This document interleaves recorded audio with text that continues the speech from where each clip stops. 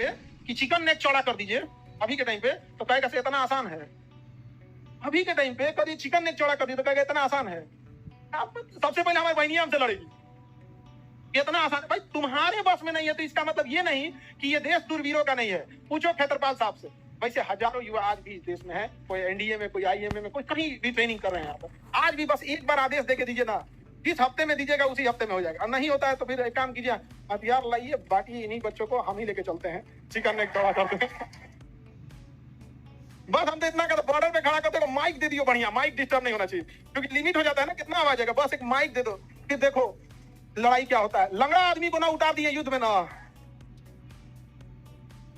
बाढ़ में जाए जीवन तो जत नहीं। वैसे जो आत्मसम्मान से समझौता किस बात का है कि नहीं। यहाँ पर फौज में कहावत कहा जाता है कि जीवन को जूती पे रखते हैं। फौजियों का एक बहुत बड़ा कहावत कहा जाता है इनका यहाँ पर पूरे, मतलब उनका है कि 2 stars of soldier are more valuable than millions stars in sky. कंधे पे जो 2 स्टार होते हैं, कंधे पे, आसमान के लाखों स्टार से ज्यादा वैल्यू रखते हैं। हम इधर देख लिए आपको।